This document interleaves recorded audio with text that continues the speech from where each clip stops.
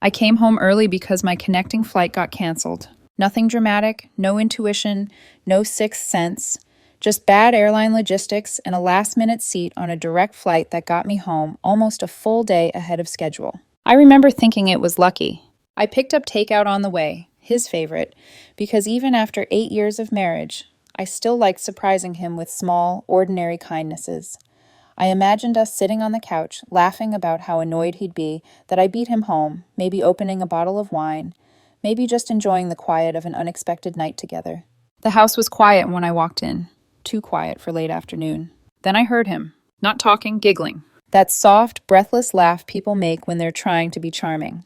The kind I hadn't heard directed at me in over a year. I stepped into the living room and froze. He was stretched out on the couch like he owned the moment, one leg hooked over the armrest. A half-empty bottle of wine sat on the coffee table. His phone was held up in front of his face, angled just right, the screen glow washing his features. "I wish you were here instead," he said, smiling down at it. I cleared my throat. The sound snapped through the room like glass breaking. He jolted so hard his phone almost flew out of his hand. His eyes went wide, pure panic, before he scrambled to sit upright. "You're home early," he blurted. "Why are you home early?" "Flight got rescheduled," I said calmly. Too calmly. "Who are you talking to?" He turned the phone away from me instantly. Too fast, too practiced. "Nobody," he said. "Just book club stuff." Book club. The same book club that met every other week. Not daily, not with wine, not with the kind of grin that made him look 10 years younger and 5 months gone from our marriage. "Let me see the phone." "Why are you being weird?" he snapped, clutching it like it held classified information. "It's just a friend."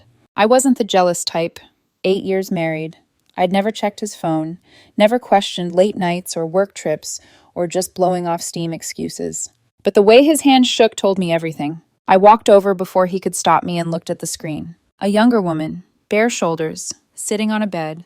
Her smile vanished the second she saw me. She hung up instantly. And just like that, the life I thought I was standing on split clean down the middle. We didn't start out broken. That's the part people never understand when they hear the ending.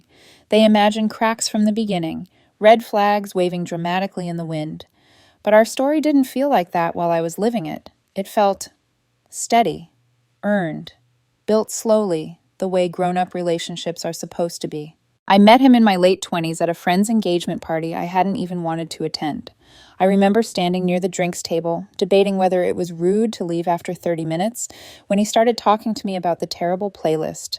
Not flirting, not posturing, just easy, observational humor that made me laugh before I realized I was relaxing. He was charming without trying to be impressive, confident but not loud.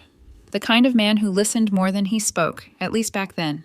We dated for 2 years before getting married. No whirlwind, no drama, just a gradual merging of lives. Shared calendars, grocery lists stuck to the fridge, arguments about nothing that ended in compromise instead of slammed doors. When he proposed, it wasn't flashy. No crowd, no flash mob. Just a quiet night, a simple ring, and his voice shaking when he asked. I said yes without hesitation. Marriage felt like an extension of what we already were. We worked hard, both of us. Long hours, early mornings, late nights. The kind of life where love shows up as reliability instead of fireworks. I paid off his credit card debt, $34,000, because we were building a future together, and his past mistakes felt like our problem now. I supported him through 3 different career transitions, told him it was okay to figure things out, that I had us covered for a while. His mother never liked me. She never said it outright, but it lived in the way she looked at me, like I wasn't enough, like I was temporary, like her son deserved something shinier, more exciting, less practical. I swallowed it for years, smiled through comments, let things slide. I told myself it wasn't worth the fight. We bought the house 5 years into our marriage. I paid for it. He'd said the mortgage would stress him out too much, that paperwork made his chest tight, that it would be better if things stayed simple. The house went into my name. I didn't think twice. We were a team. Titles didn't matter when you trusted someone. I worked brutal weeks at the firm, 80 hours sometimes, because I believed in what I was building. In us. In the future I kept picturing. Trips we hadn't taken yet, anniversaries we'd celebrate later, the kind of stability that lets you breathe. Somewhere along the way, he started calling that boring. I didn't notice it at first. The distance. The way he laughed less with me and more at his phone. The way guys' nights became frequent and oddly timed. I trusted him because trust was the foundation I thought we shared. 4 months. That's how long he'd been stepping outside our marriage while I was holding everything together. When I looked back later, I could see the shift, the emotional withdrawal, the impatience, the way he acted like my presence was an obligation instead of a choice. But at the time, I thought we were just tired. I thought love sometimes looked like showing up even when it wasn't exciting. I didn't know he'd already decided excitement mattered more. The first warning signs didn't arrive like alarms. They slipped in quietly, disguised as normal life. Stress, fatigue. Phases couples go through when routines replace novelty. I told myself every marriage had seasons like that not every distance meant danger. He started guarding his phone, not dramatically, not in a way that screamed affair. Just small shifts, the screen always angled away from me, the sudden passcode when he'd never used one before, the way he'd step into another room to take calls that used to happen right in front of me. If I walked in unexpectedly, he'd flinch. Not enough to accuse, just enough to notice. I asked once lightly, "Everything okay?" "Yeah," he said too fast. "Why wouldn't it be?" And I let it go. He drank more during the day, not falling down drunk, just wine at 3 in the afternoon. A glass that turned into 2, then 3. He said it helped him relax, said he felt restless, said he needed something that made him feel alive. I remember standing at the kitchen counter one evening, watching him pour another glass, noticing how his hands moved with practiced ease, like this had become routine while I was gone at work. "You okay?" I asked again. "You always ask that," he snapped. "Why do you always think something's wrong?" I didn't have an answer that wouldn't turn into a fight, so I swallowed it. Our conversations changed. Less about us, more about him, about how he felt boxed in, about how marriage felt predictable, how he missed feeling wanted, chased, exciting to someone. I listened, took it seriously, adjusted where I could. I tried to be more present, planned a weekend away, suggested therapy. He said we didn't need it. "Things aren't that bad," he told me. "You're just overthinking." I started working later, not because I wanted to, but because home felt oddly tense, like I was intruding on something I couldn't see. When I walked through the door, the energy shifted, conversations paused, phones disappeared. Once I came home early and found him closing a laptop so fast it nearly slipped off the table. "What's that?" I asked. "Nothing," he said. "Just scrolling." "Scrolling what?" I didn't push. That's the part that still sits heavy in my chest, the number of times I chose peace over clarity. The way I trusted him, not because he earned it in those moments, but because I didn't want the alternative to be true. He stopped initiating affection. No reaching for my hand, no casual touches in passing. When I leaned in to kiss him, he turned his head so my lips brushed his cheek instead, said he was tired, said I was reading into things. I started feeling like I was auditioning for my own husband. And then there were the lies. Small ones at first, inconsistent stories. Book club nights that didn't line up with the calendar on the fridge. Texts that stopped mid-conversation when I walked into the room. Lingerie that wasn't meant for me. I noticed everything. I just didn't connect it yet. Because connecting it meant accepting that the man I trusted with my life might be choosing someone else in the quiet spaces I wasn't watching. And I wasn't ready for that truth. Not yet. I didn't come home early because I was suspicious. That's the cruelest part of it, how ordinary the moment was before it detonated my life. My connecting flight got canceled. The airline agent offered me a direct flight that landed almost a day earlier than planned. I hesitated for maybe 2 seconds, then said yes. I even smiled, thought of it as a gift, an extra night together, something to break the routine he'd been complaining about. I picked up takeout on the drive home, his favorite. I remember thinking, see, this is what marriage looks like, showing up. When I unlocked the door, the house felt off. Quiet, but not empty, like someone had just laughed and stopped. Then I heard it, that laugh again. Light, breathless, too intimate to be nothing. The rest played in my head in flashes after, his panic, his excuses, the screen lighting his face, the woman's bare shoulders on a bed. The moment my life split clean down the middle. The silence that followed was deafening. "That's not book club," I said quietly. He stood up too fast, wobbling slightly. Day drinking, lying. A truly inspired combination. "Before you jump to conclusions, how long?" I cut in. "It's not what it looks like. How long have you been sleeping with her?" He froze, bit his lip, looked anywhere but at me. A few months. How many is a few? Does it matter? Yes, I said. It actually does. He poured himself more wine, his hands shaking now. 4 months, but it's not serious. It's just nothing. 4 months. While I was working 80-hour weeks, planning our anniversary trip, paying his car note because he was between projects. What's her name? That's not important. It is if I'm calling her to come get you. His head snapped up. What? Something inside me went quiet, like a switch flipped. Call her, I said. Tell her to come get you. No, stop. Let's just talk about this, he pleaded, reaching for my arm. I stepped back. You want excitement? Go be excited with her. He started crying. Real tears, or wine tears. I didn't care. I walked into the bedroom, grabbed the suitcases, and started throwing his clothes inside. Shirts, jeans, the expensive athleisure sets he never worked out in, shoes, belts, his cologne, the electric shaver I bought him for Christmas. Please stop, he sobbed. Where am I supposed to go? Her place, I said, since you've been spending so much time thinking about her. She's not my girlfriend. I stopped and looked at him. What is she then? He couldn't answer. I hauled the suitcases to the front door. Give me her number. No. Her number, I said evenly, or your stuff goes on the lawn. His face was blotchy and wet as he handed it over, hands shaking. I called on speaker. She answered after 3 rings. Hey, I said. So, I'm the wife. Dead silence. You've been having fun with my husband for 4 months. He needs somewhere to stay, permanently. You can come get him, or I'll leave his things on the curb. You have 30 minutes. More silence. Then, we don't have that kind of relationship. I laughed, actually laughed. So you slept with a married man for 4 months, but it was just for fun. I'm sorry, she said quickly, but that's between you two. I'm not part of this. Click. My husband stared at his phone like it had betrayed him. She didn't mean that, he said desperately. If I explain... No, I said. Get your stuff and go. That's when he screamed it. At least she makes me feel alive. You're boring. You're always at work. I needed excitement. I needed more than this. He gestured around the house I bought, the house I paid for, the house I built. I looked at him for a long moment. Then I said, then go live your best life. And I went to change the locks. I didn't cry when I shut the door behind him. That surprised me later, how calm I felt in the immediate aftermath, like my body had decided to switch into something mechanical just to survive the moment. My hands didn't shake as I walked into the garage. My breathing stayed steady. My thoughts lined up neatly, one after another, focused and precise. I grabbed the toolbox. When I came back inside, he was still standing in the living room, phone pressed to his ear, red-eyed and frantic.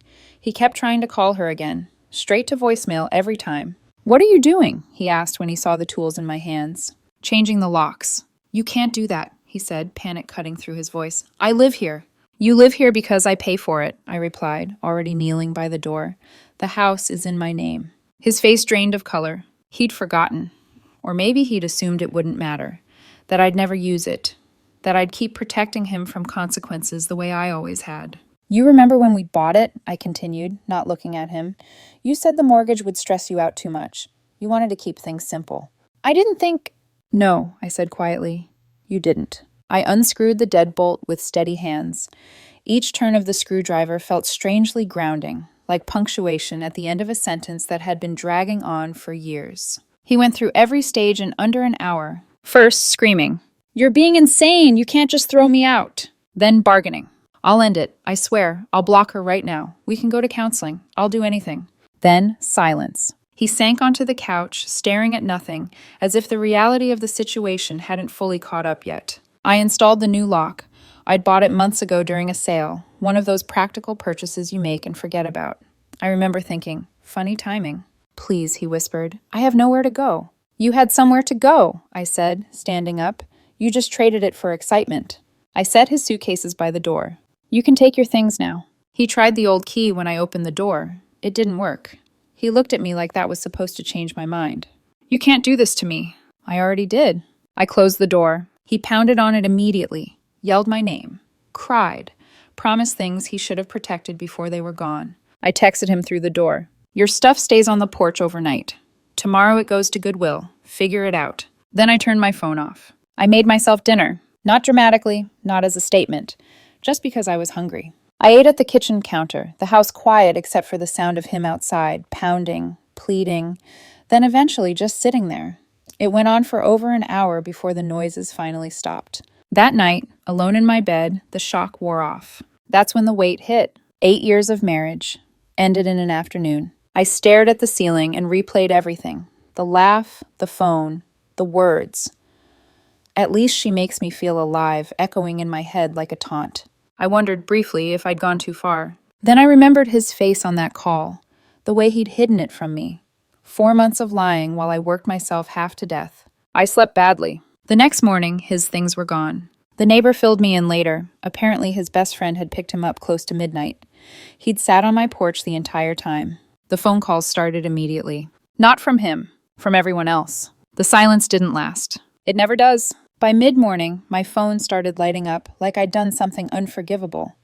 Not his name. He knew better by then, but a rotating cast of people who apparently felt entitled to insert themselves into my marriage. His sister came first. 40 messages in under an hour. How could you do this? He's destroyed. Marriage is work. You don't just quit. One mistake and you throw away 8 years? I read them slowly, my coffee going cold on the counter. There was something surreal about watching my life get reduced to judgmental bullet points by someone who had never lived inside it. I replied with one message. He didn't make one mistake. He made a choice every single day for 4 months to lie to my face. We're done. Her response came instantly, angry, venomous. I was cold, heartless, unforgiving, everything except reasonable. I blocked her. That's when the number rotation started. Friends, family, unknown callers. Numbers I didn't recognize at all. Each time I declined, another one appeared. The persistence told me something important. He still believed this was negotiable. I finally answered one. What? I said flatly. Baby, he said, his voice tight. Please, can we just talk face to face? No. I'm crashing on a friend's couch, he continued, words coming fast now. I can't live like this. You should have thought about that before you decided being alive was more important than being faithful. You're being cruel, he said. I made a mistake. You made 4 months of mistakes, I replied. I'm just done cleaning them up. We can go to counseling, he pushed. I'll do anything. Anything. I want a divorce. The silence on the line stretched long enough to feel heavy. Then, carefully, you don't mean that. My lawyer's already drawing up papers. You'll be served soon. I won't sign them. You will eventually, I said. It just depends on how much money you want to waste on lawyers. I hung up and blocked that number too. A few days later, the escalation went public. I was at work when security called my desk. There's a woman in the lobby causing a disturbance, the guard said. She says she's your mother-in-law. I closed my eyes once before heading downstairs. She was exactly how I remembered her, loud, entitled, already mid-rant when she spotted me. You need to take my son back, she screeched. He made one mistake. One! Not happening. Don't you believe in forgiveness? He made about 120 mistakes, I replied calmly. One for each day he lied to me. Men cheat all the time and their wives forgive them. Great, I said. He can find one of those women. I'm not available. She stepped closer, invading my space. He gave you his youth, the best years of his life. And I gave him financial stability, I said evenly, paid off his debt, supported every random career change. I'd say we're even. You're going to regret this, she hissed. You'll never find anyone else. You'll die alone. Maybe, I replied, but I'll die alone with my dignity intact, and my bank account not drained by someone who thinks excitement matters more than loyalty. Security had already started moving toward us. She realized she was about to be escorted out and changed tactics immediately. He's my baby, she cried. How can you be so heartless? Your baby cheated on me, I said. He's 35. He can handle consequences. She left screaming about what a monster I was. My boss had witnessed everything from the second floor. I expected a reprimand. Instead, he called me into his office and closed the door gently. That your ex-mother-in-law? He asked. Unfortunately. My sympathies, he said. Take the afternoon. Go decompress. I didn't break down. I went home, stood in the kitchen, and let the weight of it settle quietly in my chest. The realization that the moment I stopped protecting him, everyone else decided I was the villain. That night, I found a letter taped to my door. 6 pages. Apologies, explanations, promises. Not once did he actually take responsibility. Everything was, it didn't mean anything, or she pursued me, or you were never home, or I felt neglected. I didn't finish reading it. I threw it away. 2 days later, my lawyer called. He's not making this easy, she said. He's asking for half of everything. He contributed nothing. Doesn't matter. 8 years of marriage. He's entitled to something. We're looking at roughly 20 to 30% of marital assets. The irony made my stomach turn. He destroyed the marriage and still wanted a payout.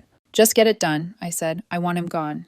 It may take a few months, she replied. I didn't know yet that he wasn't finished escalating. Not even close. The night he showed up drunk was the first time I felt afraid in my own house. It was just after 2 in the morning when the pounding started. Heavy, uneven blows against the front door that jolted me awake. For a moment, I lay there disoriented, heart racing, listening to the sound echo through the quiet rooms. I know you're in there, his voice slurred through the door. Open up. I sat up slowly, the dark pressing in around me. My phone was already in my hand before I fully realized what I was doing. Go home, I called back, keeping my voice steady. You're not welcome here. This is my house too, he shouted. You can't just lock me out. I didn't answer. I didn't need to. I watched from the hallway as his shadow moved across the porch lights, pacing, stumbling, occasionally slamming his fist against the door again like brute force might undo reality. When he started yelling my name, loud enough that I knew the neighbors would hear, I called the police. They took their time. 20 minutes that stretched into something longer, heavier. By the time the officers arrived, he'd slid down onto the porch, back against the wall, head in his hands. They spoke to him first. I could hear fragments through the door, his voice defensive now, indignant. He said I was overreacting, that I'd kicked him out, that he had nowhere else to go. Then they knocked. He says this is his house, one officer said carefully. I handed them the deed. It's mine, I replied. He moved out after I found out he was cheating. I've asked him repeatedly to stop coming here. They went back outside. I watched through the window as they spoke to him again. He gestured wildly, then pointed toward the house, his body language swinging between wounded and angry. A few minutes later, they returned. Ma'am, the officer said, he's been warned. He needs to leave. If he comes back, it'll be trespassing. They escorted him off the property. He turned back once, eyes glassy, jaw tight, like he wanted to say something that might change everything. It didn't. The next morning, I walked out to my car and stopped cold. Deep scratches ran down the side. Long, deliberate gouges in the paint. Across the hood, carved with angry precision, was one word. Jerk. My chest tightened, not with heartbreak this time, but with something sharper, colder. I called the police again. When they arrived, I already knew who it was. I just needed proof. My neighbor's security camera caught everything. Time-stamped footage of him stumbling up to my car in the early hours, keys clenched in his fist, dragging metal across paint like punishment. When my lawyer saw the video, she almost smiled. This is actually very helpful, she said. It shows a clear pattern: harassment, property damage, escalation. Helpful. What a strange word for watching the person you once loved unravel in real time. His lawyer apparently didn't find it helpful at all.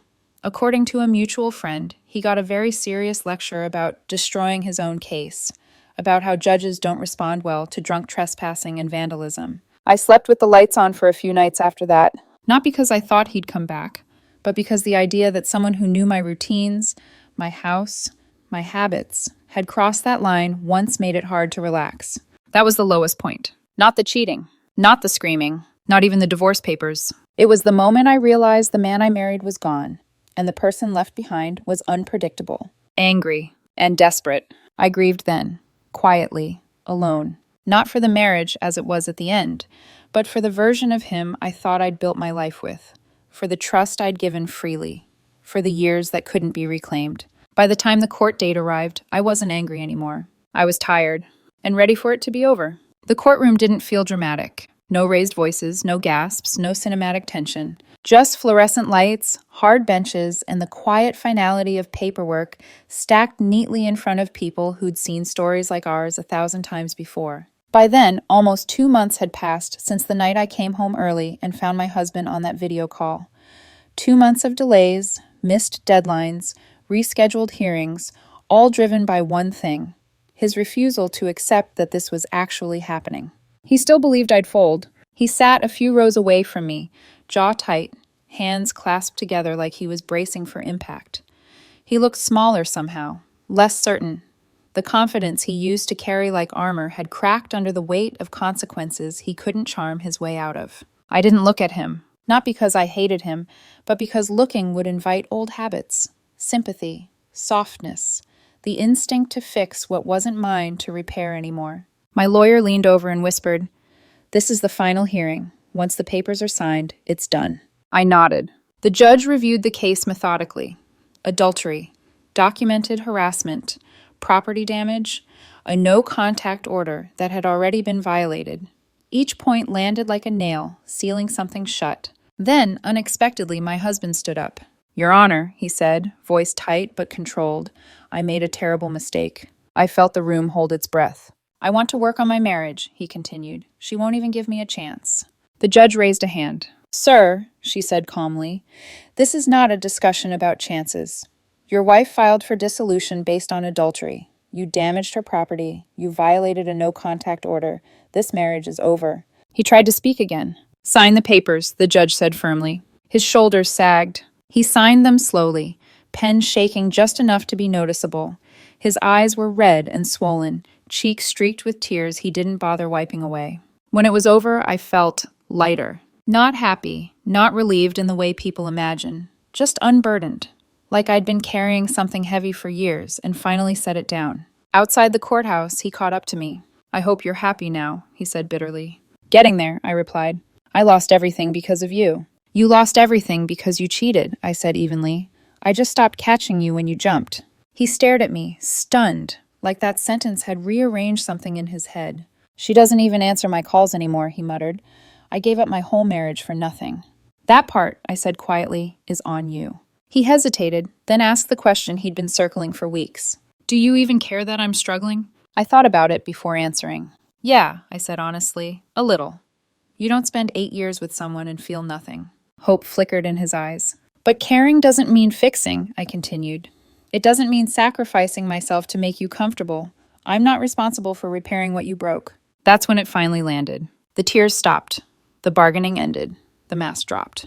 He looked at me, not like a husband, not like an enemy, but like someone standing in front of a door that was permanently closed. "I really did love you," he said quietly. "Maybe," I replied, "just not enough to stay faithful." That was the last conversation we ever had. As I walked away, I realized something important. This wasn't revenge. This was boundaries.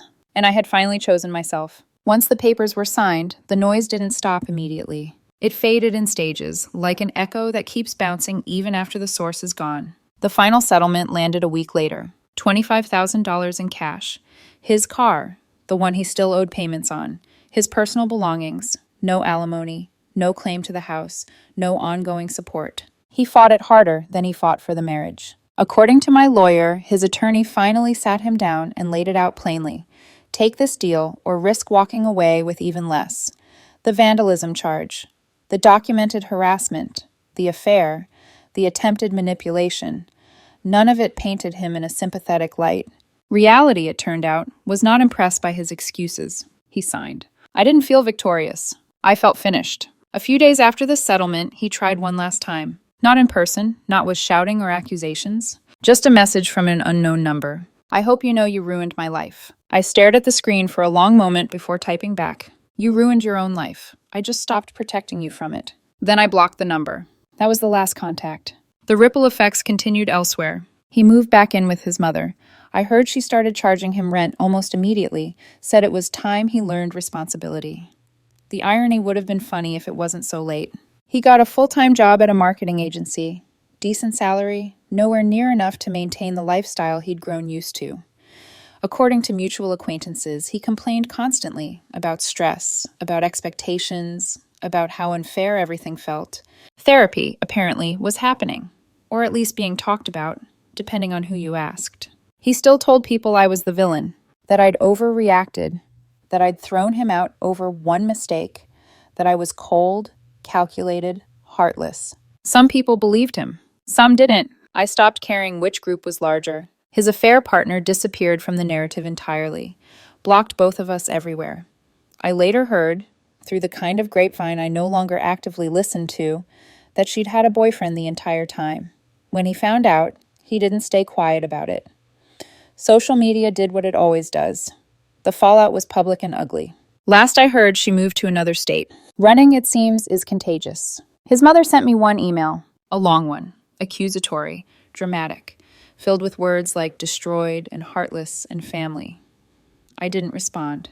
His sister reached out weeks later. This time, the tone was different. She apologized, said she'd learned the full story, that she hadn't known about the length of the affair, or the lying, or the vandalism, or the police. "We're not close," she wrote, but I wanted you to know I see it now. I appreciated the honesty. I didn't invite her back into my life. As for me, the house felt strange at first. Too quiet, too empty. Rooms echoing with the absence of someone who used to fill space without really being present. Some nights were harder than others, the kind where silence presses in and memories try to rewrite themselves into something softer than they were. I sold the car he'd keyed, bought a new one. Nothing flashy, just something that felt like forward motion. Work improved, focus sharpened. I got promoted, not because of sympathy, but because without emotional chaos draining me daily, I could finally breathe, think, perform. I started therapy, not because I missed him, but because trust doesn't snap back into place just because you want it to. Progress came slowly, intentionally. Dating wasn't on the table. The idea of trusting someone like that again made my chest tighten in a way that wasn't ready to be challenged yet. And that was okay. For the first time in a long time, my life belonged to me alone. No lies humming under the surface. No waiting for the other shoe to drop. Just quiet. Honest quiet. It's strange how endings don't arrive with fireworks. They show up quietly, on ordinary mornings, in small moments where you realize something heavy is no longer sitting on your chest. Life didn't magically become perfect after the divorce. Some days were still hard. The house still felt too big sometimes. Silence still had a way of sneaking up on me when I least expected it. 8 years doesn't disappear just because paperwork says it's over. But the difference was this. The silence was honest. No more wondering what was happening behind my back. No more feeling like I was competing with a phone screen. No more carrying someone who refused to carry themselves. I started rebuilding slowly. Not the dramatic kind of reinvention people expect. No drastic haircuts, no sudden new me speeches. Just small, steady choices. Cooking meals I liked. Sleeping without tension in my shoulders. Coming home without bracing myself for disappointment. Therapy helped me name something important. I wasn't naive, I wasn't boring, I wasn't neglectful, I was loyal. And loyalty, I learned, only works when it's mutual. I don't regret standing firm that day. Sometimes I wonder if I could have listened longer, talked more, softened the landing. But then I remember the video call, the lies, the 4 months, the way he screamed that she made him feel alive, as if that justified everything he broke. I didn't destroy my marriage. I stopped pretending it still existed. Starting over at 37 is strange, disorienting, but it's also freeing in a way I didn't expect. My life is mine now, my house, my choices, my peace, and that's enough. If you're listening to this and something in your gut feels off, trust it. When someone shows you who they are, believe them the first time, and when they try to convince you that your boundaries are cruelty, remember, protecting yourself is not punishment. Sometimes the strongest thing you can do isn't to forgive. It's to walk away. And seriously, change your locks. Best $60 I ever spent. Thank you for listening. If this story resonated with you, feel free to share your thoughts in the comments. And don't forget to like and subscribe for more stories like this.